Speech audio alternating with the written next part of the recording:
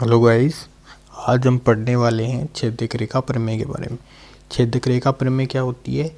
हमें एक वृत्त दिया होता है जिसकी दो जीवाएं दी होती हैं और दोनों जीवाओं को आगे बढ़ाया जाता है, यानी बाहर की तरफ आगे बढ़ाते हैं तो वे एक बिंदु P पर प्रतिच्छेद करती हैं और इनसे बनने वाली आकृति में एक संबंध पाया जाता है जिससे हम इन दूरियों का पता लगा सकते हैं, यानी PT का पता लगा सकते हैं, PC का पता लगा सकते हैं, AD का लगा सकते हैं, BC का लगा सकते हैं, क्योंकि इनके बीच में एक संबंध पाया जाता है। वो संबंध क्या है? PD इंटू PB, मतलब PD इंटू PA बराबर PC इंटू PB, यह होता है। ठीक है, तो अब इसके अंदर ये होता क्यों है, ये देखने के लिए अपने को ये जानना ज़रूरी है। सबसे पहले तो क्या जानना ज़रूरी है कि ये जो चतुर्भुज दिया हुआ है इसमें ABCD, ये चतुर्भुज क्या है? एक वृत्त के अंदर है। वृत्त के अंदर है तो ये क्या हो गया, मतलब कि इसके चारों कोने वृत्त के परिधि पर स्थित हैं। वृत्त की परिधि पर स्थित हैं तो ये एक चक्रीय चतुर्भुज है। चक्रीय चतुर्भुज का एक गुण होता है कि चक्रीय चतुर्भुज के आमने सामने के कोणों का योग 180 डिग्री होता है। ठीक है, तो अब इसी आकृति को हम नेक्स्ट स्लाइड में देखते हैं, फिर वहाँ पे इसको ठीक से प्रूफ करते हैं। ये वही आकृति है, बस इसमें वृत्त को हटा दिया है मैंने। अब देखो, चूँकि ABCD क्या है? एक चक्रीय चतुर्भुज है।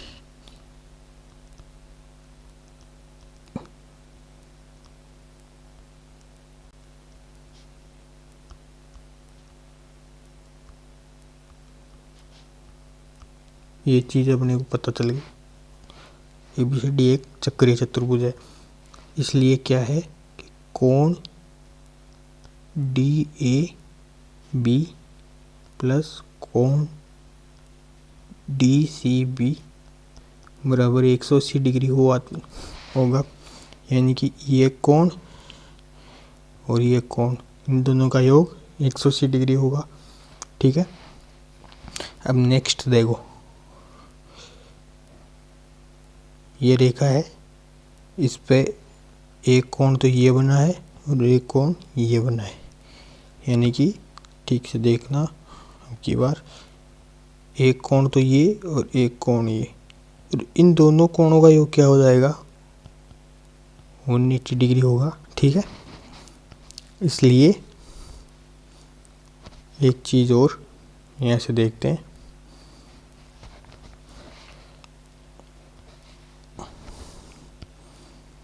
कि इस कोण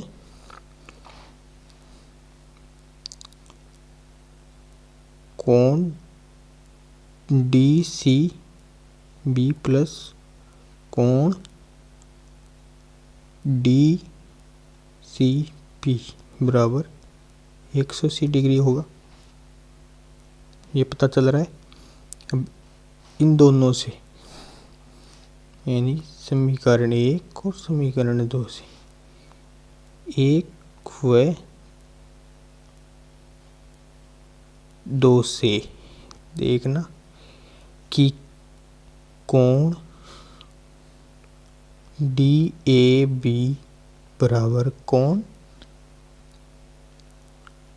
DCP होगा कि नहीं, क्योंकि ये इन दोनों का योग 180 डिग्री है, हो गया। अब देखना, इससे नेक्स्ट क्या करते हैं अपने, इसमें एक त्रिभुज को देखना आप, एक नहीं दो त्रिभुज हैं, उनको देखना। पहला त्रिभुज है PDC, एक त्रिभुज ये हो गया। दूसरा त्रिभुज है यहाँ पे PAB, ये दो त्रिभुज दिख रहे हैं आपको, इनमें देखना अब त्रिभुज PDC व त्रिभुज PAB में। ठीक है, इनमें देखना है, ठीक से देखना ध्यान से, यहीं पे इसका कंक्लूजन निकलेगा अपने पास। ये जो है कोण P, ये कोण P क्या है?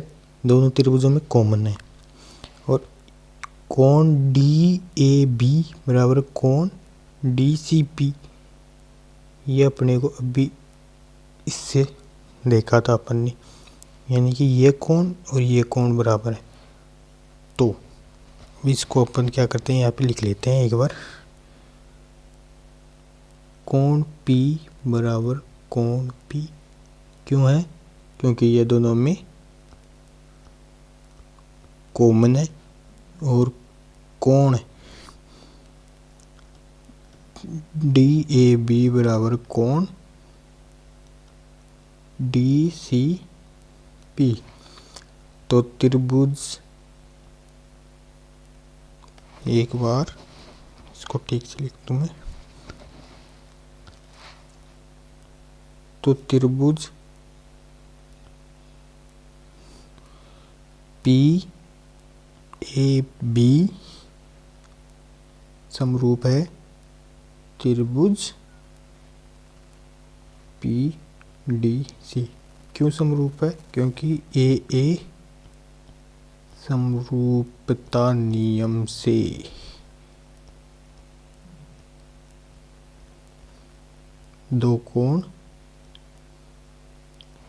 अगर दो कोण बराबर होते हैं तो क्या होता है, ये समरूपता का नियम लग जाता, इसलिए ये दोनों त्रिभुज क्या है, समरूप हो गए। ठीक है, अगर ये समरूप हो गए तो इनके अंदर समरूपता के नियम भी लगेंगे। समरूपता के नियम लगेंगे तो क्या होगा कि समरूपता का नियम क्या होता है कि संगत भुजाओं के अनुपात बराबर होते हैं। ठीक है, तो यहाँ से देखो, ये है पी ए भुजा और ये है, मतलब ये पी ए है और ये पी सी है। पी सी छोटे वाले त्रिभुज की भुजा P C upon P A, ये छोटे वाले की, और इसकी करस्पॉन्डिंग साइड क्या है, इसकी बड़े वाले की पी ए, और इस छोटे वाले में ये है पी डी, और पी डी की करस्पॉन्डिंग साइड क्या है, पी बी। ठीक है, P D upon P B. ठीक है, अब इसको हम क्या कर देते हैं, वज्र गुणा कर लेंगे, यानी कि पी सी गुणा पी बी बराबर पी डी गुणा पी ए। और ये तो अपनी क्या थी, छेदक रेखा प्रमेय थी। फर्स्ट स्लाइड में देखते हैं, ये तो थी जो कंडीशन, इसमें अपन ने प्राप्त कर ली है, यानी कि P D into P A बराबर P C into P B, और P D into P A बराबर P C into P B. ठीक है, अब इसके ऊपर एक क्वेश्चन करते हैं अपन, ये है अपने पास क्वेश्चन। एक वृत्त की दो जीवाएं ए बी और सी डी आगे बढ़ाने पर वृत्त के बाहर बिंदु पी पर एक दूसरे को काटती हैं। यदि ए बी बराबर 7 सेमी, पी बी बराबर 5 सेमी और सी डी बराबर 4 सेमी है, तो पी डी की लंबाई अपने को ज्ञात करनी है। ठीक है, तो हमें एक ये वृत्त बना लिया, ये और ये दो छेदक रेखाएं हो गई, मतलब ये जीवाएं हो गई, इनको आगे बढ़ा दिया, ये पी पी मिल गई, और ये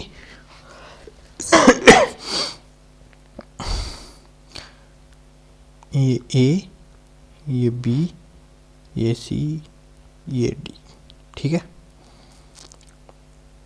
अब ये अपने को 7 दिया हुआ है, ये अपने को 4 दिया हुआ है, और ये अपने को 5 दिया हुआ है, और ये पूछा है, पी डी का मान अपने को पूछ रखा है। ठीक है, अब इसको करते हैं अपन, तो इसके अंदर सबसे पहले तो अपन छेदक रेखा प्रमेय की कंडीशन लिख लेते हैं, P B into P A, P B into P A क्यों आएगा, क्योंकि इसके अंदर पॉइंटों के नाम चेंज कर दिए हैं, बराबर P D into P C, ये लगेगा। पी बी अपने को दिया हुआ है 5 और पी ए अपने को दिया हुआ है 12। ठीक है, पी डी अपने को नहीं दिया हुआ, यानी कि इसको हम x मान लेते हैं, और सी डी पी सी अपने को दिया हुआ है x प्लस 4। ठीक है, यहाँ से अपन इसको x square plus 4x equals to 60 हो जाएगा। तो x square plus 4x minus 60 equals to 0। अब इसको क्या करेंगे, हम टुकड़े कर लेंगे। X square plus 10x minus 6x minus 60 equals to 0। यहाँ से x को मिलेंगे x प्लस 10, और यहाँ से माइनस 6 को मिलेंगे x प्लस 10 इक्वल्स टू 0।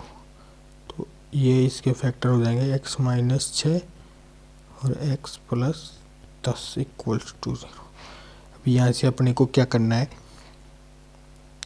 ये 0 हो जाएगा, तो x का एक मान तो आएगा 6 और एक मान आएगा माइनस 10। चूँकि कोई भुजा माइनस में नहीं हो सकती, इसलिए क्या होगा, x बराबर 6, ये अपना आंसर हो जाएगा। ठीक है, ये आंसर आ गया। अब देखते हैं नेक्स्ट थ्योरम। ये भी सेम उसी तरह की है, ये स्पर्शरेखा और छेदक थ्योरम बोल सकते हैं इसको आप। इसके अंदर क्या होता है, ये बहुत सिंपल है वैसे तो। इसमें क्या होता है कि पी ए का स्क्वायर होता है ना, वो बराबर होता है पी सी गुणा पी बी के। ठीक है, ये इसकी कंडीशन होती है। और इसको प्रूव करते हैं। इसको प्रूव करने से पहले आपको एक थ्योरम, यानी कि एकांतर जीवा थ्योरम बोलते हैं उसको वैसे तो। उसमें क्या होता है, एक वृत्त होता है और एक स्पर्शरेखा होती है।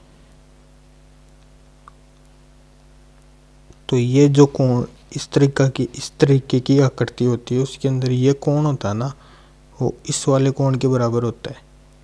ठीक है, इसको एकांतर जीवा थ्योरम या एकांतर सेकेंट थ्योरम वगैरह कुछ बोलते हैं। ये इसका गुण होता है। ठीक है, तो इसको देखो,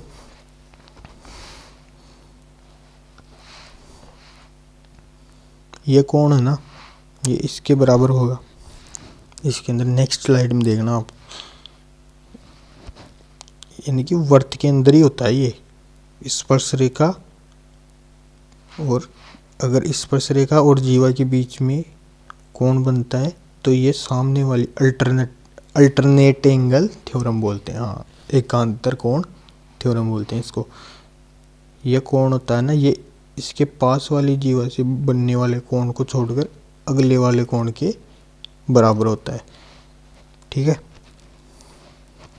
तो यहाँ पे लिखते हैं नेक्स्ट वाले कोण। इसमें स्लाइड में देखो, यहाँ पे वृत्त हटा दिया है मैंने, तो ये उससे ही देखना, एकांतर थ्योरम से देखना।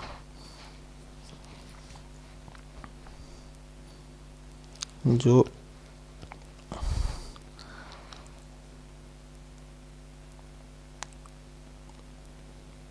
पी बी ए बराबर पी ए सी, ये दोनों कोण बराबर हो गए। ठीक है, अगर ये दोनों कोण बराबर हैं तो त्रिभुज, अब दो त्रिभुज हैं इसमें भी देखना, दोनों त्रिभुज मैं आपको दिखाता हूँ। पहला त्रिभुज है पी सी ए, ये दिख रहा है। दूसरा त्रिभुज है पी बी और ए। ठीक है, ये दो त्रिभुज हैं इसमें दिखाई दिए, पी सी ए और P A B. P C A और पी ए बी ये होंगे ये दोनों त्रिभुज। ठीक है,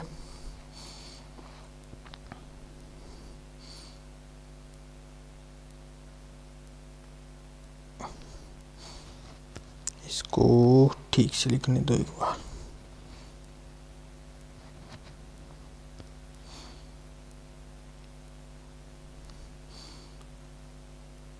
अरे यार एक चीज़ और, जो पहले वाला क्वेश्चन था ना ये वाला, इसमें एक चीज़ अपने को चेंज करनी पड़ेगी। ये मैंने लिखते टाइम में थोड़ा गलत कर दिया था। यहाँ पे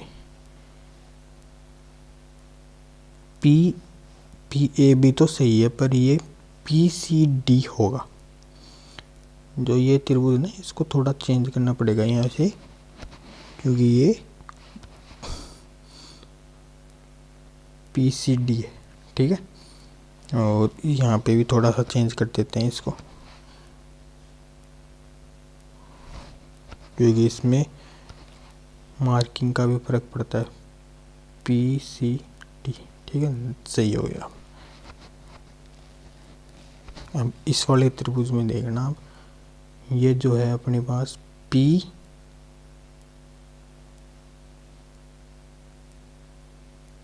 बी ए सर्वांग सम है, नहीं समरूप है त्रिभुज पी ए सी के।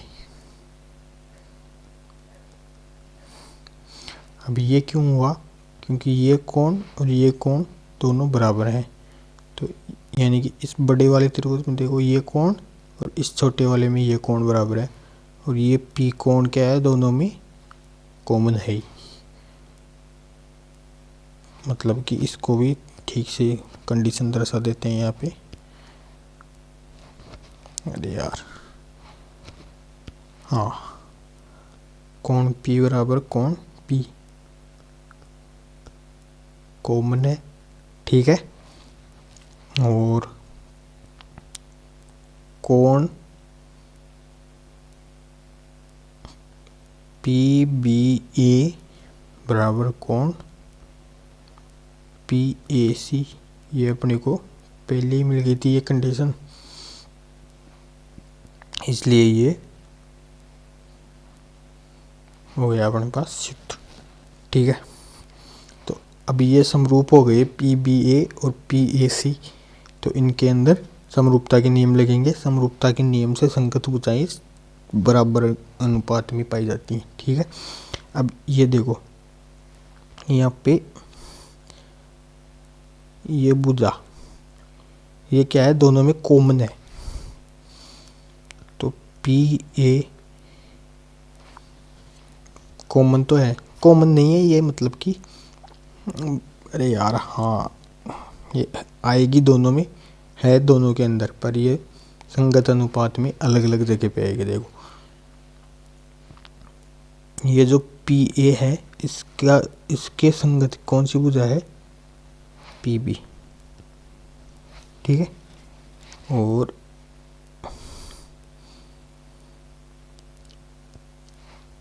एक है अपने पास पी सी, पी सी के संगत कौन सी भुजा है, पी ए, क्योंकि ये दोनों में है। इस छोटे वाले की तुलना करेंगे पी सी, तो बड़े वाले त्रिभुज की छोटी भुजा क्या हो जाएगी, पी ए, ठीक है। और बड़े वाले में नहीं, हाँ, छोटे वाले की बड़ी भुजा की तुलना करेंगे पी ए की, तो बड़े वाले की पी बी बड़ी भुजा आ जाएगी, ठीक है।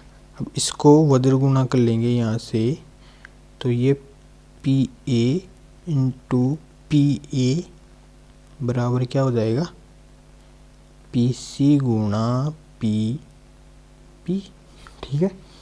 अब इसी को हम आगे क्या लिख सकते हैं, P A square equals to P C into P B. ये तो अपने पास क्या थी, छेदक रेखा स्पर्श रेखा थ्योरम, ठीक है। इसके ऊपर नेक्स्ट हम क्या करेंगे, क्वेश्चन करेंगे। ये रहा अपना क्वेश्चन। वृत्त के बाहर स्थित किसी एक बिंदु से वृत्त पर एक स्पर्श रेखा टेंजेंट पी टी खींची गई है, जो वृत्त को बिंदु टी पर स्पर्श करती है।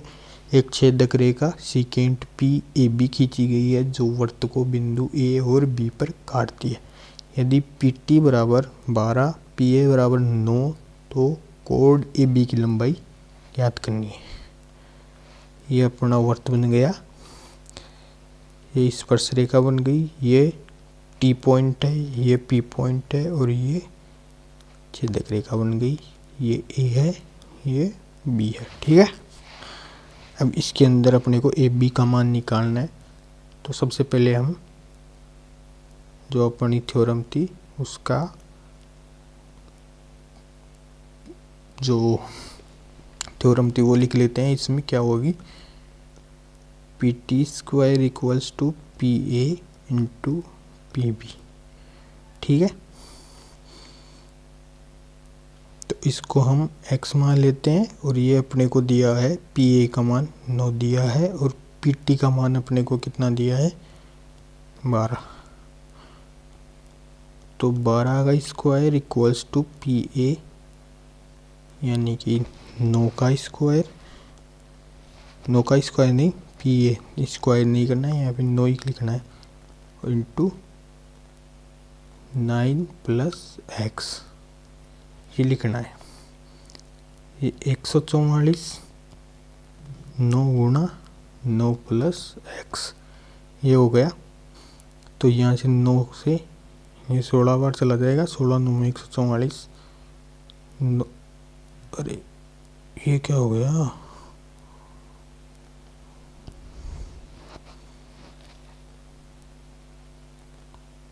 हाँ अब की बार से ये हो गया 9 प्लस एक्स, तो x इक्वल्स टू 7।